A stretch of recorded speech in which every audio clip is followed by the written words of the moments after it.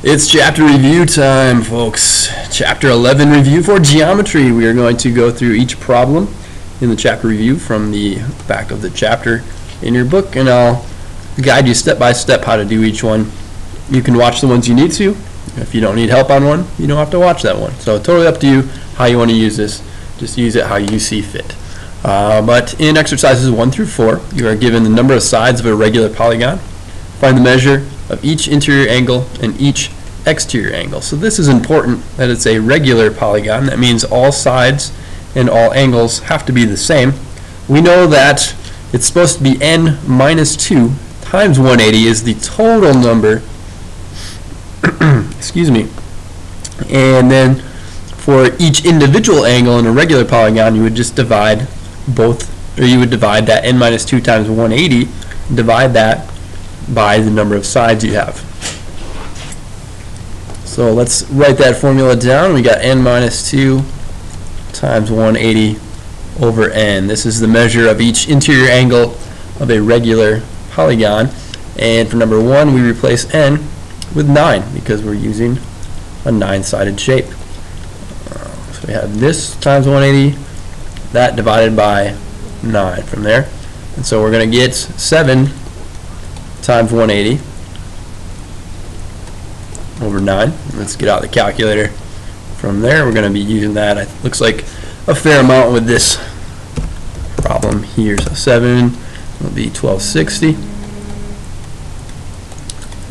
over 9, and that divided by 9 is 140. So that means the measure of each interior angle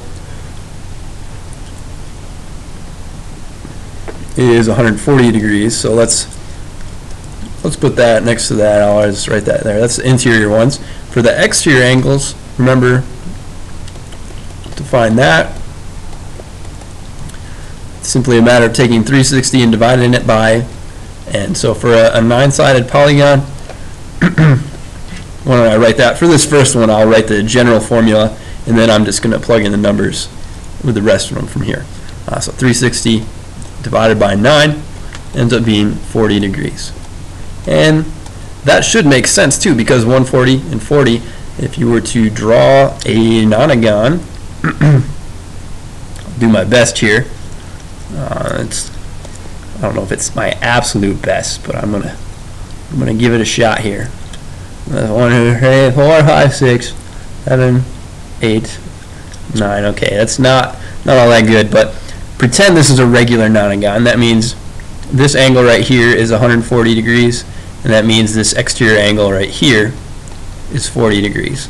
And that's the case for each exterior angle. They're all 40. Each one of the interior angles is 140 degrees. They're all the same. And so hopefully the picture is just a helpful little guide or helpful tool to help you understand why these things are the way they are. So for number 2, 3, and 4, do the same sort of thing. Exactly the same thing, just plug in the numbers of 13, 16, and 24 now instead of 9. So 13 minus 2 times 180. This divided by 13. So it would be 11 times 180 over 13. And 11 times 180, it's 1980. And 1980 divided by 13. I'll just do this in one step here. 152.31 approximately, if we were to round that off. 152.31 degrees. And the exterior angles would measure 360 divided by number of sides divided by 13. And it should be 180 minus this if this is going to work out right, if I did the other part right. So let's double check, let's verify that. 360 divided by 13, 27 point, looks like that would be 0.7 or 0.69, yeah. I was going to round that up to 7, but not with 2 decimal places. 27.69 degrees would be the measure of each exterior angle, and again these add up to 180, and that's a good thing. They should be doing that.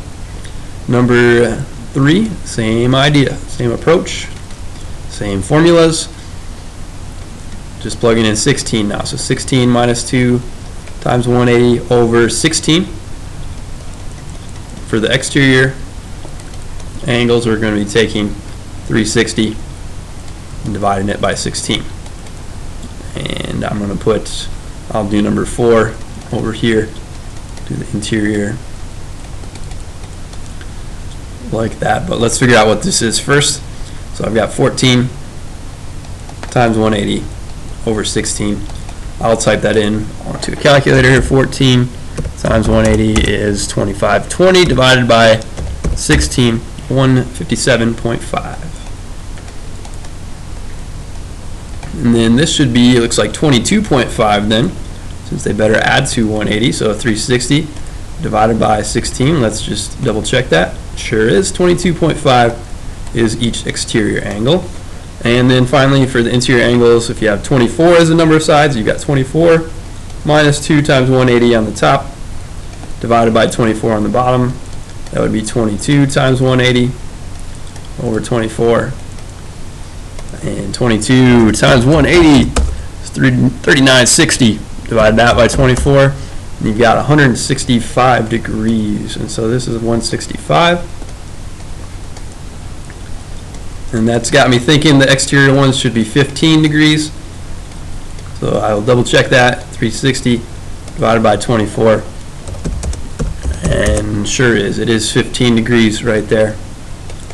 So we have 15 degrees for my exterior angle measurements for each one of those. So same way, same steps, same formulas each time with those. And then 5 through 8, you are given the measure of each interior angle or regular n-gon. It says find the value of n. So again, this is regular, and so we're given each interior angle measurement. We're using this same formula again, but now we know what it equals, and we're solving for n instead. And so let's do number 5 right here. I'm going to write out the formula. It's n minus 2 times 180 over n equals 172. And I'll use my different color just to make it stand out a little bit better here. Okay, so we have times n, n's would cancel. You'd be left with n minus 2 times 180 equals 172n. If you distribute the 180 to both parts, you're going to get 180n minus 360 equals 172n, and you can subtract 180n from both sides. You'll be left with negative 360 is negative 8n divided by negative 8, and we should have our answer there. Negative divided by negative will make a positive, so this is going to be the same thing as 360 divided by 8 positive, 360 divided by positive 8, and so we'll have that. It's not that the degree measure is 45, the degree measure of each angle is 172, it's that the number of sides is actually 45. So n, there are 45 sides to this regular polygon. It's a 45-gon. Now, frankly, I'm going to share a little secret with you. Since I showed the work right here for this, I would be totally fine right now if you just kind of say, okay, the first steps are going to be the same as before. So I'll write that here, 4, 6 through 8. The first, this step and this step, we can go right to here, I feel like, and be totally justified in doing that, since we've shown the work already how you would get from here to here. I don't feel like doing that 3 more times.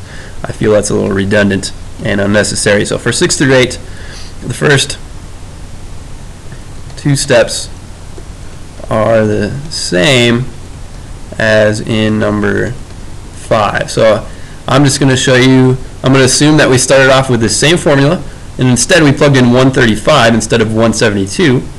This would still be solved in the same way, and then when I get to this step, I would still have 180n minus 360 on the left side, but on the right side I have 135n instead of 172n.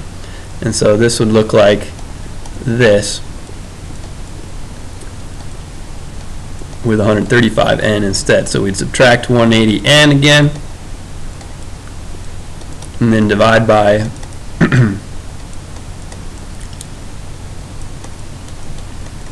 in this case negative 45. and that would give me 8. So this would be an 8-sided regular polygon. In other words, it would be an octagon, like a stop sign. Alright, so again, the first two steps would be the same. I would have everything the same except for the 135, 172. Now I'd have 150n instead.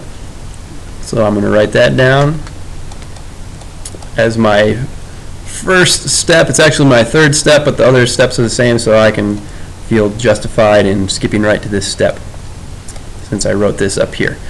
Okay, so I've got minus 180n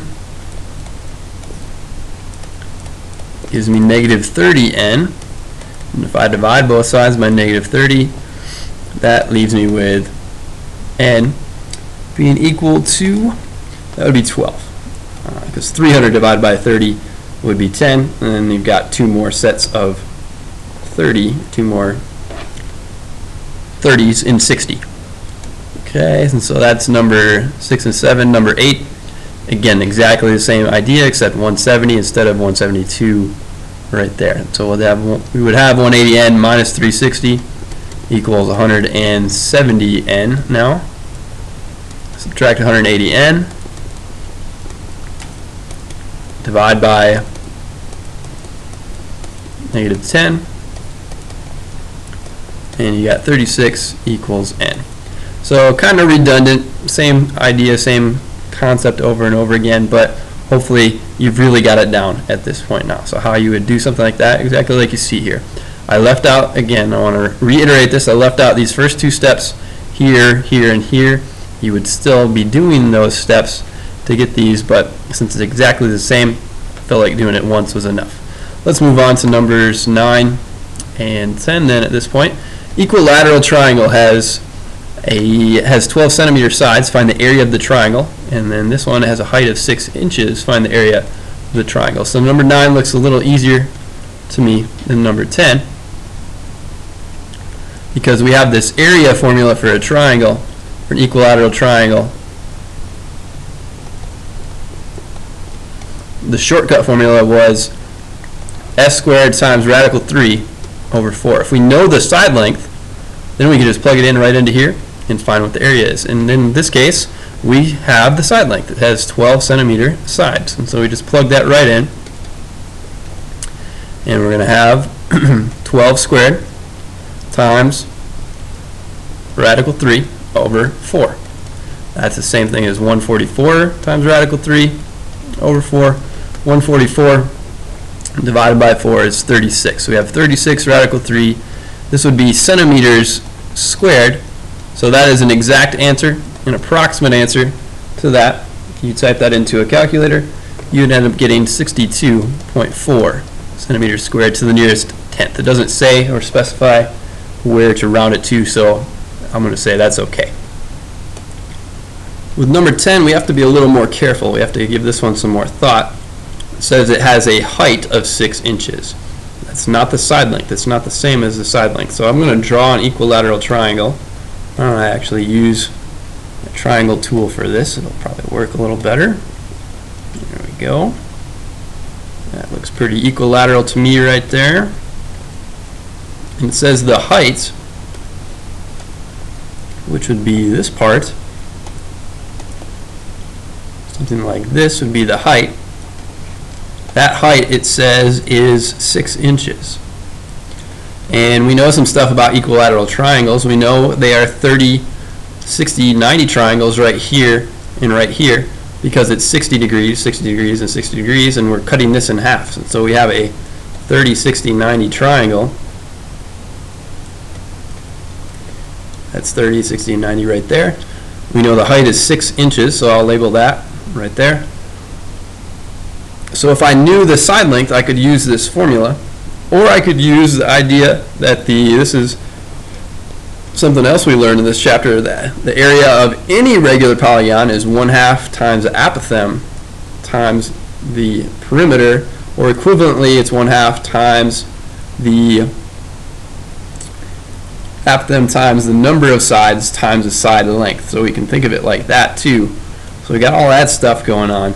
But honestly, I think this one is probably easiest to think of 30, 60, 90 triangles. We know they are related in this ratio. It's the 1 2 rad 3 part. And so this is the 1 part. This is the 2 part. The longest part is 2. Rad 3 is about 1.7. So this is the rad 3 ratio right here. So if we know this is 6 inches and I want to know what the side length is, all I would have to do is take this number and to go from here to here. Actually, I'm making it a little too easy there. I'm undercomplicating things. I would just need to take this to go from a radical 3 to a 1. I would have to divide by radical 3. And so this length right here, I'll call this x. This length x from here, from this point to this point, is what x is. If I knew that, I could just multiply that by 2, and that would give me the whole thing here. From here to here would be 2x, because this is also x right here. So from here to here, we can think of that as being 2x, and then that is my side length right there. Okay, so let's solve for x in this one. So we're going to have that x would equal 6 divided by radical 3. And to get rid of the radicals, remember you can multiply by the radical on the top and the bottom. It's like multiplying by 1, but that gets rid of the radical. We want to write this in simplified radical form. And 6 divided by 3 would be 2. So this x would be 2 radical 3. So then we could say, therefore, the side length is 2 times that, 2 times 2 radical 3, which equals 4 radical 3. And this is in inches. So this is my S. And so now that I know my S, now I can use this formula again. So I have area is the side length squared, so 4 radical 3 squared. Notice I'm leaving this in a radical form because by doing that, the radical is going to cancel once I square it. Pretty neat. And this will be over 4. So this is 4 radical 3 times 4 radical 3. I'm going to take 4 times 4 would be 16, and then radical 3 times radical 3 would be just plain old 3, and we still have this radical 3 out here. So that times radical 3 over 4, that's 48 times radical 3 over 4, and that, my friends, is 12 times radical 3, which is the answer you will see in the book. If you look at the book, this would be in inches, so we're still talking, or we are talking in inches here. This is going to be inches squared. If you round that off, nearest tenth, that would be 20.8 inches squared. So 2 acceptable answers there. Keep it exact as long as you can. Keep the radicals in there as long as you can, and then you can do something like that from there. Alright, so number 11 and 12, numbers 11 and 12, these will be a little more complex. These are definitely some of the more complex ones that we see not only in this chapter, but I feel like in the whole book. Let's make a picture with each one of these for 11 and 12. So a regular hexagon has 5, that's fine and it's red, I don't really mind that, has 5 meter sides. I'm drawing a pentagon though. What am I doing? I don't know. I'm a hexagon. There we go. And I'll make that big enough where I can draw some things in here. So it's regular, so it's saying that all these side lengths are all the same. And so if I make this, or I split this up into triangles, and this is going to be my apothem right here, this dashed part. I know the area of the whole hexagon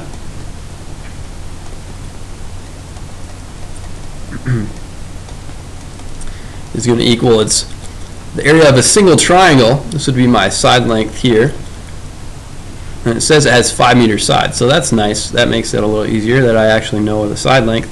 But it's going to be the area of one triangle times 6, because there's 6 sides in that triangle. So it's this 1/2 base times height. It becomes 1/2 s times a for this particular triangle, and we're going to be multiplying that by the number of triangles I could make in that, which would be 6. The number of triangles is just the same as the number of sides, n.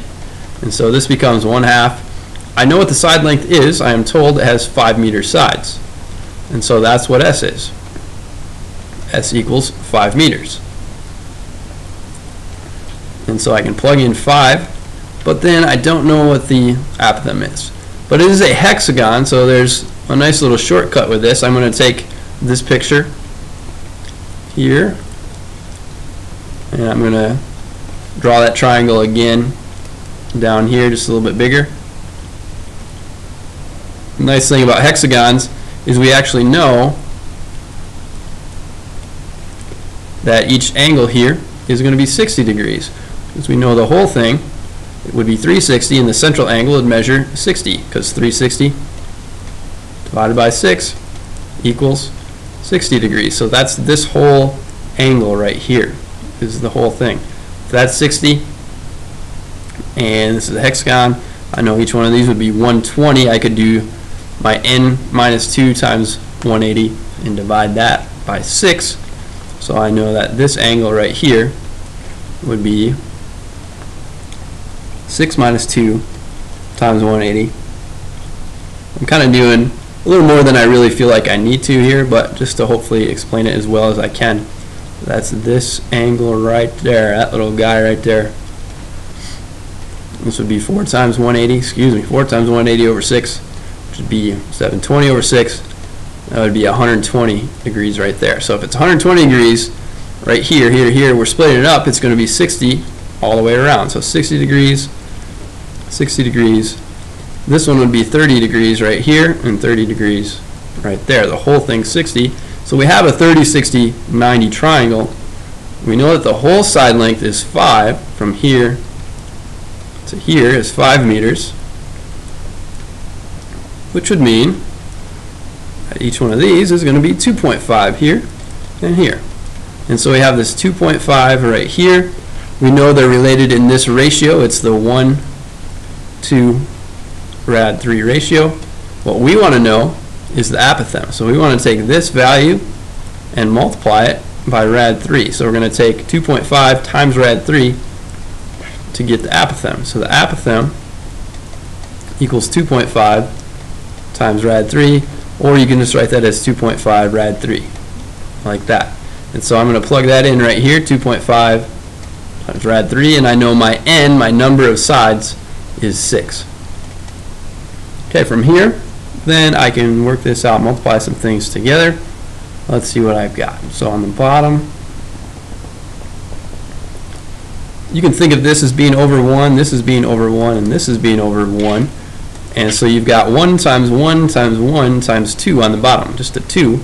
And then on the top you have 60, or 6 times 5 is 30. 30 times 2.5 would be 75. So you have 75 radical 3 on the top. And that's actually the final answer. That's all you really need to say right there. It would be that much, or that many meters squared. As an exact answer, an approximate answer, type that into a calculator. I'll show you this one, because I think you'll want to remember to do one thing for sure here. You're going to take radical 3, you need to multiply that by 75 first. So that's the top part, and then divide that by 2. So this is approximately 65.0 if we round that to the nearest tenth. So 65.0 meters squared. So my final answer there for that one would be that.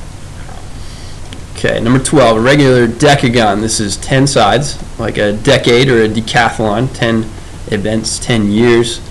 Has 1.5 foot sides. This is my side length. This is my S. So this is equal to n. 10 is n. Find the area of the decagon. So we're going to use that area formula. It's 1/2 apothem times the perimeter. You can think of that equivalently as 1/2 of each triangle that you can make. 1/2 base times height times the number of sides. I prefer this way. You might prefer that way. It's up to you. A regular decagon, though. I don't think I have a tool that draws a decagon for me. Let's see. Anything there? No, looks like the highest it goes is this.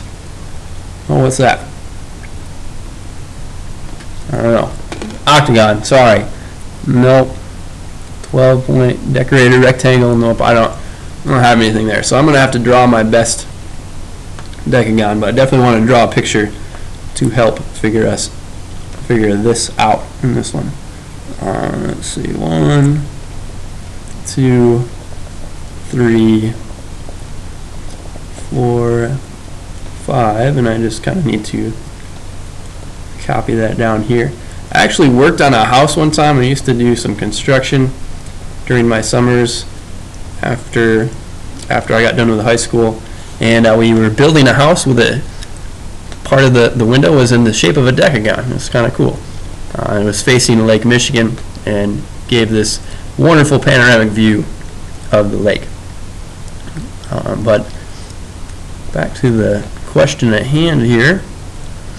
So we can make 10 of these little triangles. We went all the way around. We can make 10 of these. The central angle right here would be 360 divided by 10, which is 36 degrees. So that's convenient. And so let's draw this triangle down here again. So I'm going to take this and make another copy of it down here, just blown up a little bit so I can see things a little better.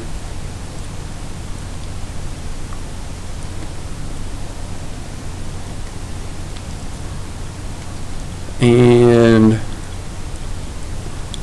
this would be my apothem. It's going to be my A. And if that's 36 degrees, the whole thing, that means this is going to be 18 degrees right here.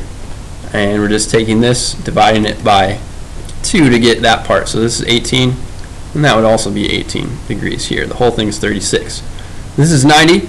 This is 18. That means you have 108 together here. That means this one better be 72 degrees. And so now we have the angles in there. We know that the regular decagon has 1.5 foot sides, so it's 1.5 feet from here to here, meaning that this would be 0.75 feet down here, and same thing right here, 0.75 feet from here to here. I promise that's a 5 down there. A little hard to read. 0.75 feet right there. And so what are we going to have here? How can we figure this out? I need to figure out what my apothem is. I already know my side length. So I'm going back, I'm falling back on this formula. It's 1/2 S times A times N. My area of now the decagon, still the same formula. It's 1/2 of the apothem. I prefer to use S first and then A because it's the base times the height. Thinking of it the same way as any triangle, area of any triangle is 1/2 base times height. And then we're going to have 10 of those triangles, same as the number of the sides. So we have 1/2. I know my side length. I know that is 1.5. I don't know my apothem, so that's going to take a little bit of trig here, but shouldn't be too hard to do. We're going to use this angle. We know this is 72 degrees, and we're trying to figure this one out. I could have actually used 18 instead, but I'm going to use 72. That's fine as well. And I know this side right here. So if I know the adjacent, and I'm trying to find the opposite side, then that's going to be a tangent type problem. So this is tangent of 72 degrees. Tangent is opposite over adjacent. Opposite is A, apothem, and adjacent is 0.75. So if I take both sides and multiply both sides by 0.75,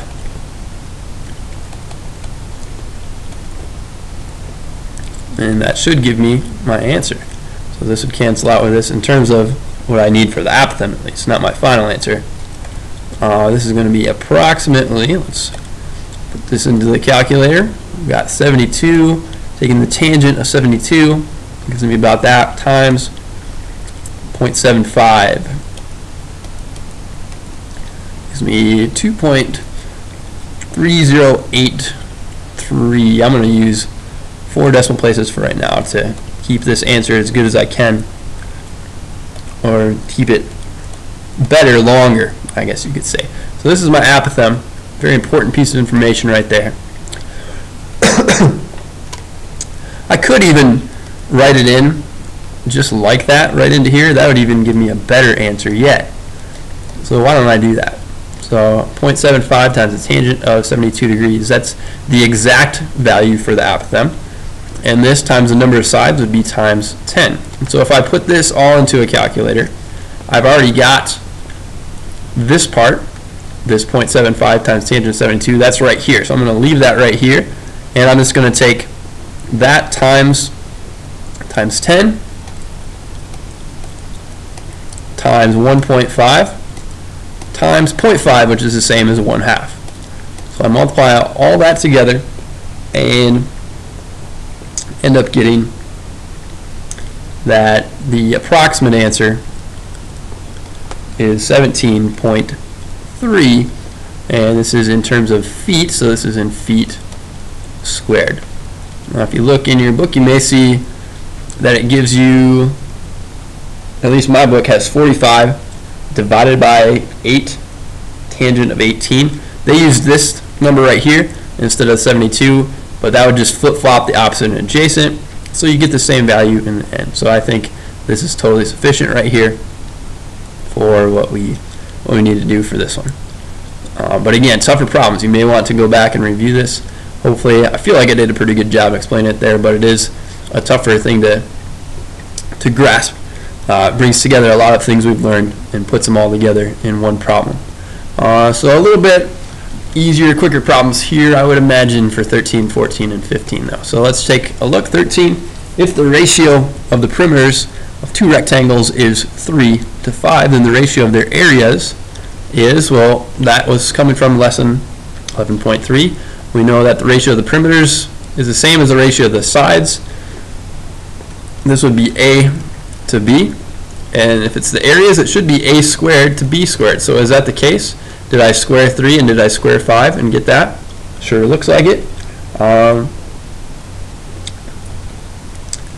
And so with this one, my original inclination was to lean towards saying always, but thinking about it a little bit more, if it's saying the ratio of the perimeters, it is slightly different than saying the ratio of the sides. If this were to say sides instead, then I would have said yes, go for it. But the ratio of the perimeters, you could actually, I'll draw you an example where it works, and I'll draw you an example where it doesn't. So this one is actually sometimes, but here is why that works out.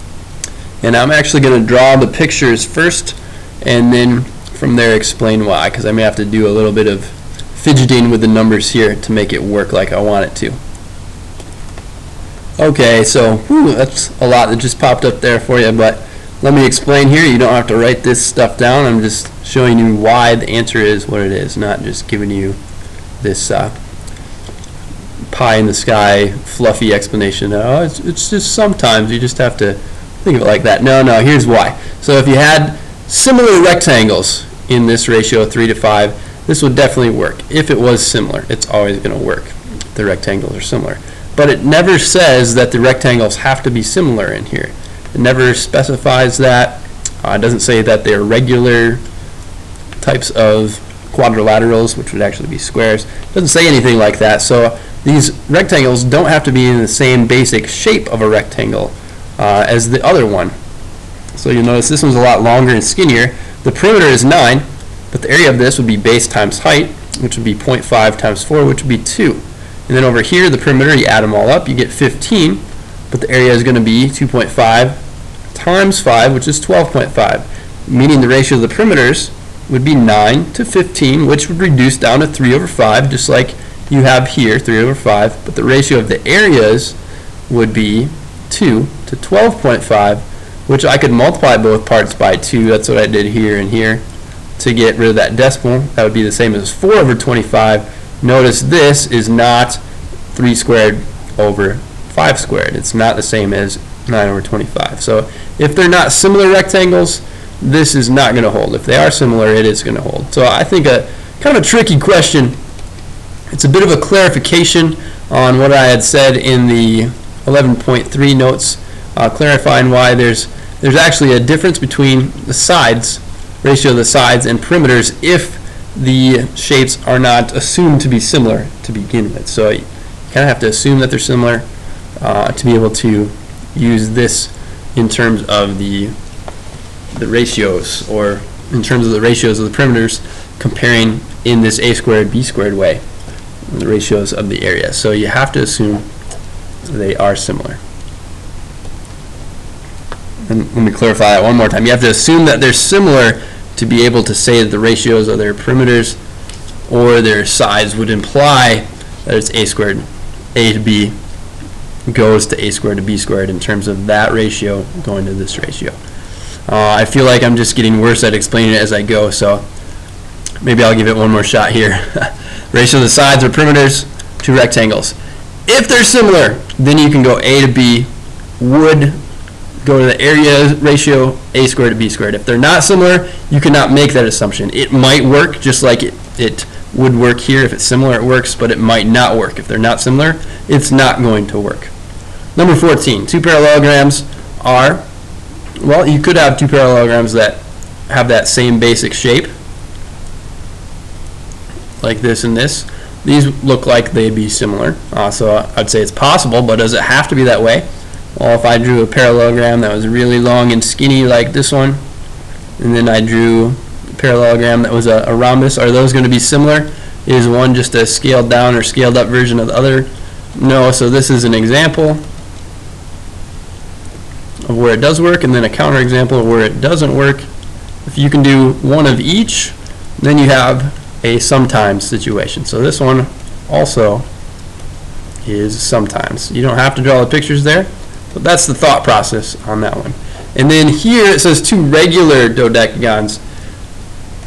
Because it says this, we can assume polygons are similar, because any regular polygon, whatever it is, regular dodecagon, regular pentagon, is always going to be similar to another regular dodecagon, pentagon, as long as the shapes are the same basic shape, they both have the same number of sides, then you can assume that the ratio of the sides or perimeters is going to equal the ratio of the areas in that AB to A squared B squared way. So this is A to B, 4 to 7.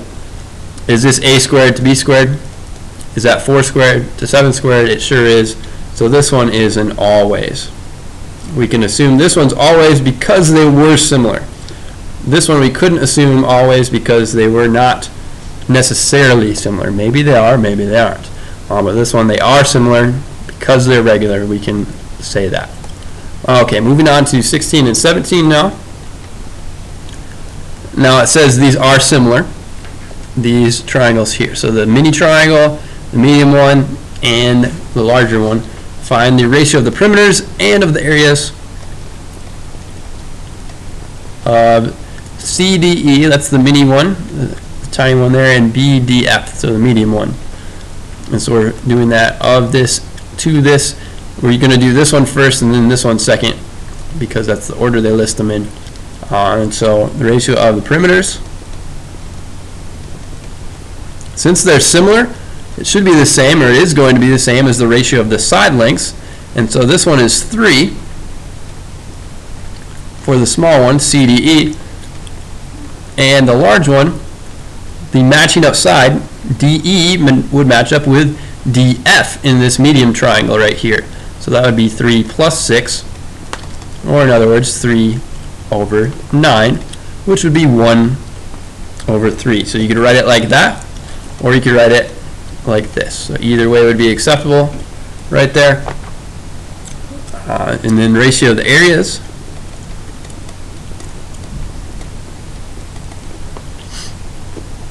That would be this. Since we can assume they're similar, now we can just do the 1 squared over 3 squared idea, which would be 1 over 9. You could say it like that, or you could say it like this. So that's the A squared to B squared idea right there. And then 17, perimeters and the areas again, so we'll rewrite that. Ratio of the perimeters, ratio of the areas.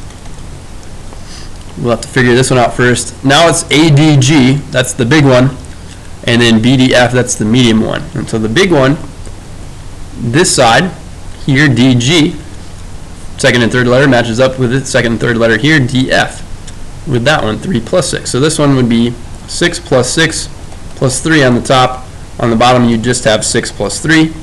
That would be 15 over 9, which would be, and since we're comparing, since this one's listed first, that's why that one came on top, and this one's listed second, that's why that one's on the bottom. This would be 5 over 3 reduced. So you could write it like that, or you could write it like that.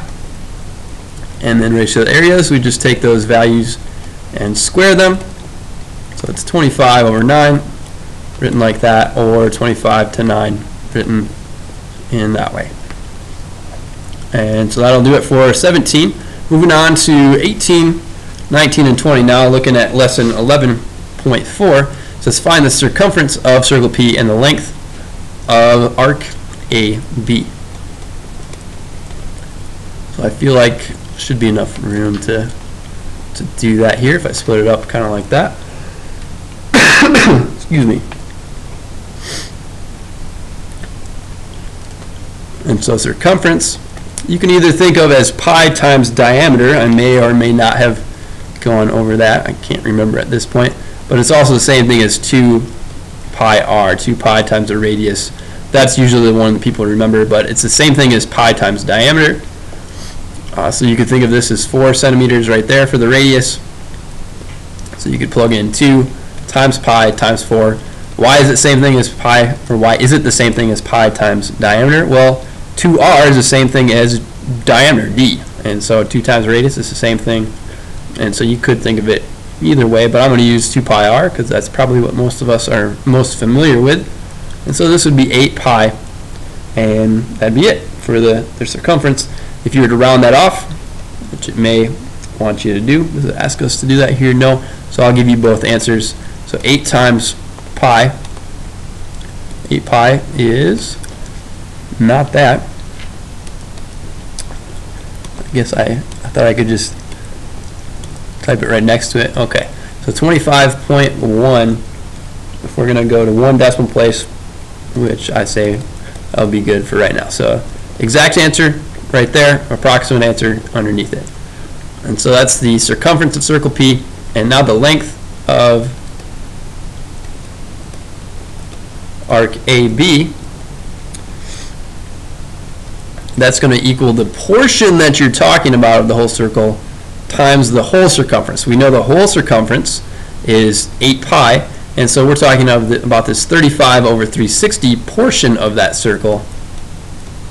We want just that part of the 2 pi r. So we just figured that out before. 35 over 360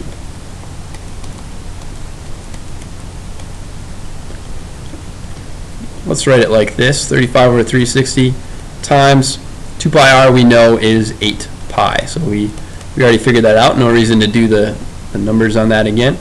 So you can just type that into a calculator. This is 35 over 360 already from before. I'm going to multiply that by 8 pi, and that will give me approximately 2.4 rounded off, approximately 2.4 centimeters. Yeah, we could reduce this, I suppose, and get it as an exact number, but I feel it's a little unnecessary on this one. What would 8 times 35 be?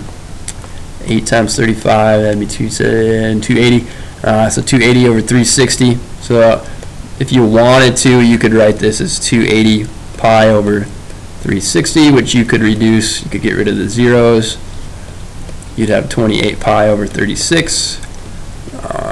That would go, we'd have 4 would go into there. So this would be the same thing as 7 pi over 9.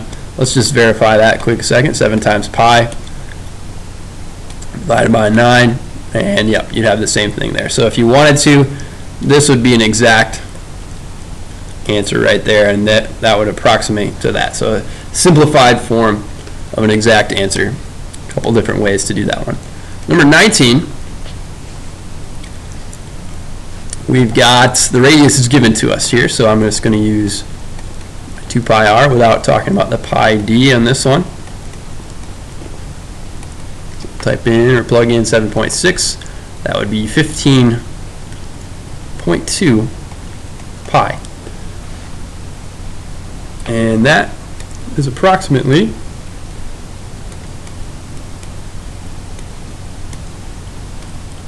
47.8. And so this is in meters. This would be meters and meters. These are all just lengths. They are not area, so there's no squared parts to any of these. So that would be just like that.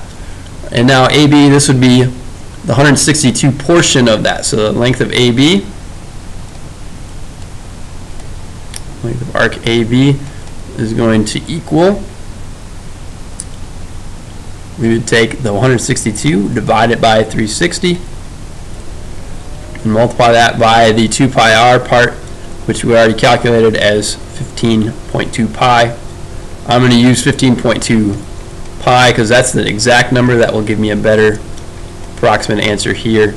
Yeah, we could simplify like we did over here and write it like that, but I'm going to say for the rest of these it's going to be fine to just round this off. So 162 divided by 360 gives me that, and then that times 15.2 times pi is 21.5 approximately. So 21.5, this is in meters. And number 20, circumference 2 pi r or pi d. They give you the diameter in this one, so it's kind of up to you. If you want to use pi d, you could. But if you plug in 12 for pi, you'll have 2 times pi times 12, which would give you 24 pi. Same thing as pi times the diameter. This is in feet, so I would put feet there. And 24 times pi is about 75.4 feet for the circumference. And now the length of AB, that is right here, 118. It's that portion of the whole circle. 360 is the whole circle. We take that times the 2 pi r part, so times the 24 pi is what 2 pi r equals, is what the circumference equals. So it's that portion of the circumference, and calculator time for that, 118 divided by 360. Take that, multiply it by 24, and multiply it by pi, and your answer is 24.7 approximately. So I'll change that to a squiggly equal sign, approximately equal to 24.7 feet. If you ever get something here that's bigger than the circumference to start with, you know you did something wrong. So just make sure that this is smaller than this, and it's in that proportion or in a reasonable proportion. This was almost half the circle. So 21.5, that's almost half of 47.8. Think about what you're doing when you're doing problems. Don't just blindly copy down formulas and plug things in without seeing if your answer is reasonable. Okay, 21. Finding the radius of a circle with a circumference of 12 inches. We know a circumference is 2 pi r. There's my radius, my r, and I know what circumference is. It's 12. And so I just need to solve this for r. That's a simple matter of dividing by 2 pi to get r by itself. That cancels out here and here. And so I have 12 over 2 pi. We're going to approximate this. That would be the same thing as 6 divided by pi. But 12 divided by, and I need to put 2 pi in parentheses. I need to multiply 2 times pi first. Think of this being an invisible parentheses right here. It's always that way with fractions. And so that's what 2 times pi is. 12 divided by that number will give me 1.91 approximately. So 1.91, about that many inches. And 22, find the diameter of a circle with circumference of 15 pi meters. I'm still going to use that. I could use pi d as well instead of 2 pi r, but again, most of us are more familiar with that formula, so I'll use the one that we're more familiar with, even though it'll take an extra step. So we're just going to plug in the circumference, what it is. If I divide both sides by 2 pi, 2 pi's cancel here and here, but the nice thing about this one is the pi's cancel there and there as well. So my radius is 7.5 meters. That means the diameter is going to equal 2 times that, 2 times 7.5, which is 15 meters.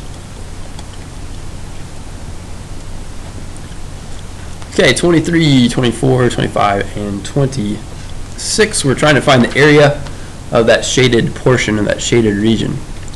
And so we know in this one, you're talking about half a circle. So I'm just going to say this is 1/2.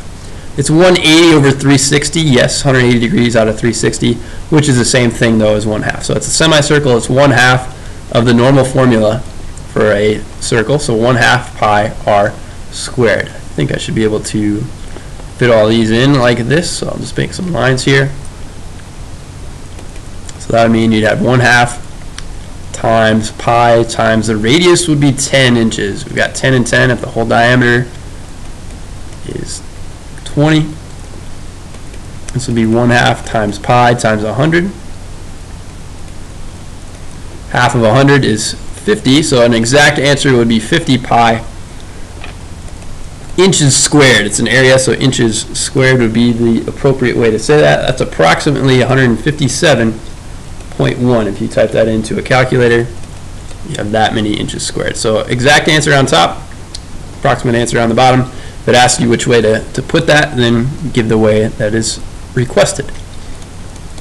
24. Here the area would be that portion of the circle, so 135 degrees out of 360, times the pi r squared part, times the whole circle. So the portion of the whole circle, your radius is 5.5, so I could have plugged that in the previous step. I will type that into a calculator at this point, and we're just going to, oh, you know what, I'll show you how to do this one exactly. If you had to give an exact answer, 5.5 squared is 30.25, so we'd have 135 over 360 times 30.25 pi.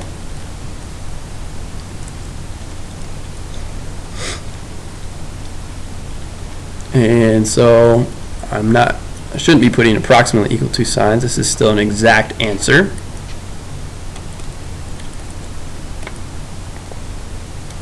And 135 times 30.25 is that, 4,083.75 pi over 360.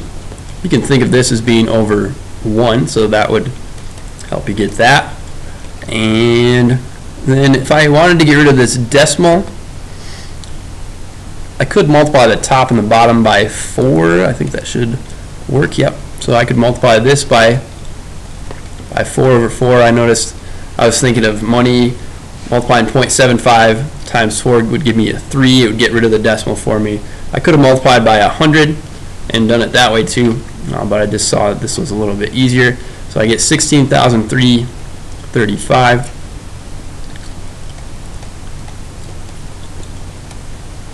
over 360 times 4 is 1440. So I still have this is that times pi over 1440. And okay, from there, what's the biggest number that would go into both of those? Let me try some different things. Okay, so I think I got it. 1440 divided by, if I divide it by 45, it's 32. 16,335 divided by 45 ends up being 363. So both of those work. If I divide by 45 on the top and the bottom,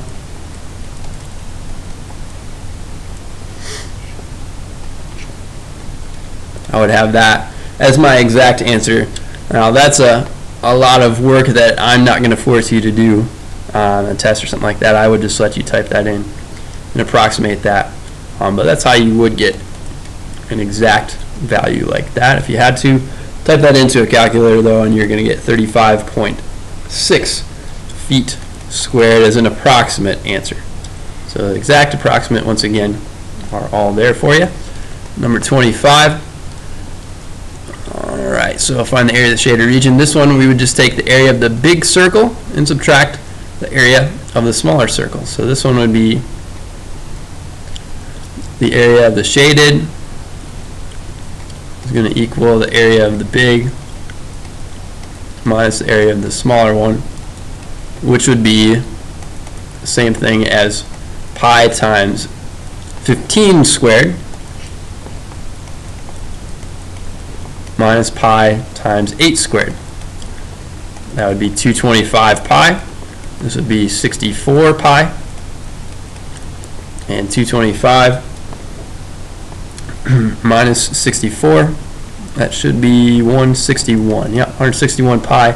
So this would be in centimeters squared. That is approximately 505.8 centimeters squared, rounded off. And then 26.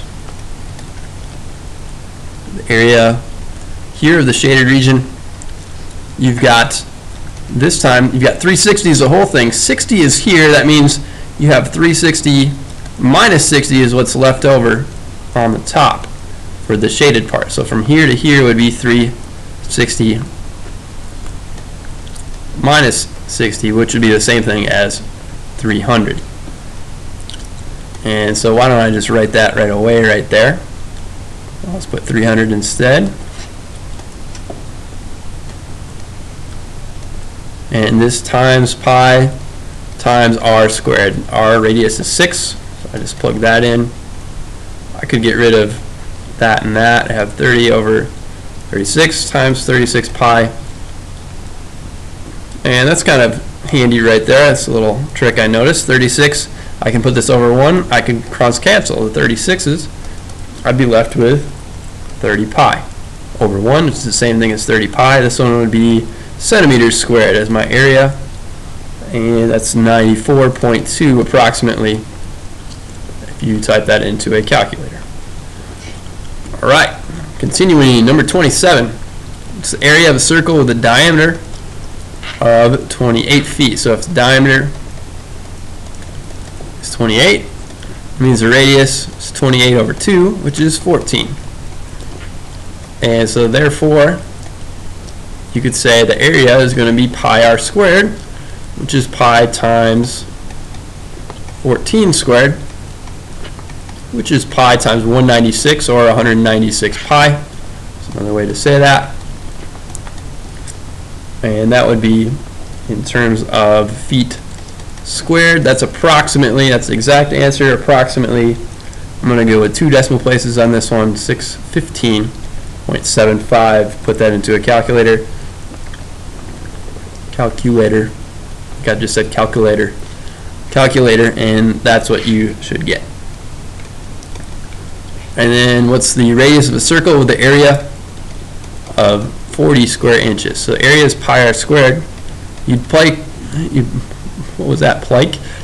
plug in 40 for your area, and you don't know your radius, so you'd leave that like that.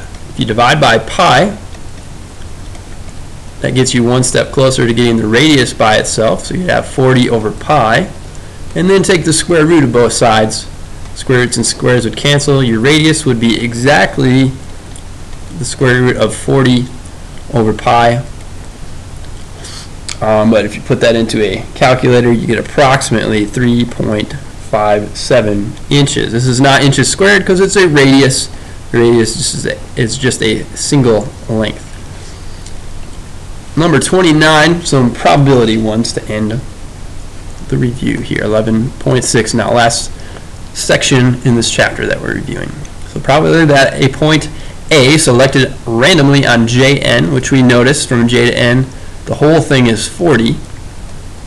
So that's what we have here, is on the given segment. So again, with probability, we want to think of what we want on the top, and on the bottom, it's a total. The total here is 40.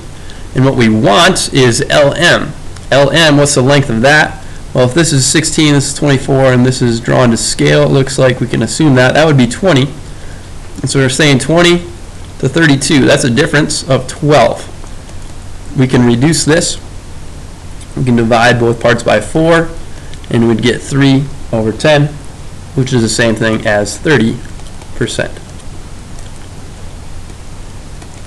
Number 30, same thing. What we want over the total JL looks like from 0 to 20, that'd be a total of 20 for what we want. So we want it to land on JL, and the total still is 40. That would be 1/2 or 50%.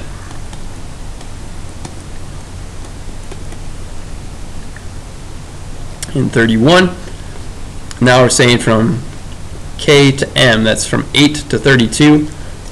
That is a difference of 24. So you have 24, that's 32 minus 8 over 40. And that's going to be, if you reduce that, we can divide both parts by 4. We could divide both parts by 8 though. We can go even farther with that. That'd be 3 over 5, and that is the same thing as 60%. So that'll do it for 29, 30, and 31. Last batch here, 32, 33, and 34. Finding the probability that a randomly chosen point in the figure, so it actually has to lie within the figure depicted, that it lies in the shaded region. And so these ones can be a little sneaky sometimes, but I like them, they're interesting. Good problems here. And so I notice that the area of the probability that lands in the shaded part, that was always that area of the shaded part over the area of the total. Again, it boils down to what we want going on the top, the total on the bottom. And so the area of the shaded part would be just a rectangle. It's just base times height for the rectangle, and then on the bottom it would be the whole area, or the whole outside shape is a circle. So we would need to find pi r squared. We would need to use that formula. So here we're going to have 6 times 8 on the top, and then pi times r squared. But what is the radius? It doesn't give us that, but we can figure that out. We have plenty of information here to be able to do that. I can make a small right triangle right here, and I know that this would be, from here to here is 8, this would be 4 then. That would be half of that. And then from here to here is 6, so right here would be 3 inches. And so if this is 3 inches and this is 4 inches, we've done this one a lot, but in case you forgot Pythagorean theorem, 3 squared plus 4 squared would equal the radius squared. This would be my r, my radius. That would be 9 plus 16 is the radius. It's 25 is the radius squared. That's what I should say there. Take the square root, and your radius is 5. And so this gets plugged in down in this step. You have times 5 squared. This is 48 over 25 pi. That would be an exact value. This is approximately, type this into a calculator, let's do that, 48 divided by, again, you need to multiply these two things together before you divide it into 48. So I'm going to use parentheses for that. 25 times pi. That's what 25 times pi is, and I need to hit equals to get that. It's about 0.611. Or that's the same thing, equivalent to saying 61.1%. So all these would be acceptable answers to me.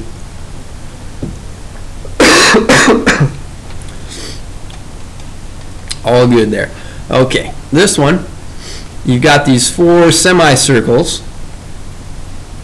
Each one is 48 centimeters, and then, or if the whole thing is 48 centimeters, sorry, and then each one would be 12. Because I'm just taking 48 and dividing it by 4. Okay, so I would take this divided by 4, and I would get 12, 12, 12, and 12. And so that means you have the probability of the shaded, it's the area of the shaded over the area of the total. You've got 2 whole circles, so it's going to be, I'm going to think of it as 2 times pi r squared. You've got 2 whole circles. These 4 semicircles would make 2 whole circles, and then that, it's half of a circle, so 1/2 of the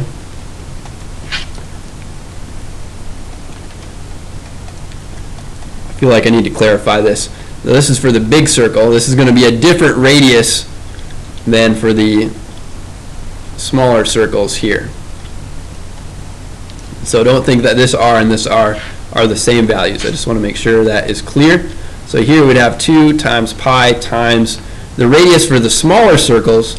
The diameter is 12. The radius would be 6, half of that.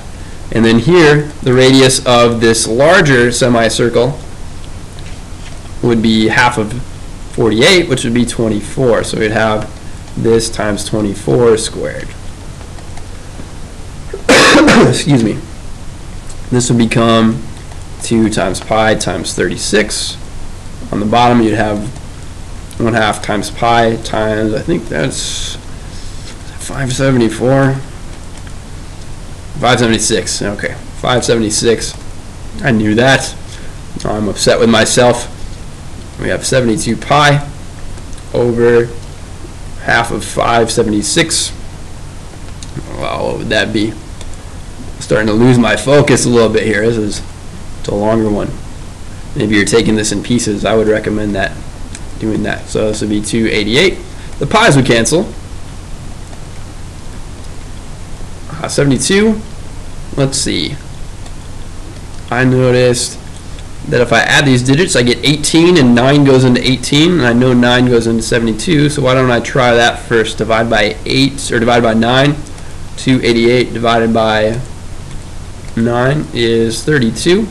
So if I divide by 9, I'm going to end up getting 8 over 32, and that actually reduces down to, and I put that down here, it reduces down to 1/4. And so 72 actually went into 288 4 times. So this would be 1/4 or 0.25 or 25%. All valid ways to write the probability. And this was divided by 9. We could divide by 4. We could have divided by 4. What am I talking about? Divided by 8. There we go. Could have divided by 9 times 8 right away, 72. And finally, this last one. Woo! Excited. Probably the shaded part here. Same thing, what we want over the total. So the shaded, the area of the shaded is going to go up here. I don't feel like I need to write that again. It's always going back to this idea though. So probably the shaded will be the area of the shaded over the whole thing.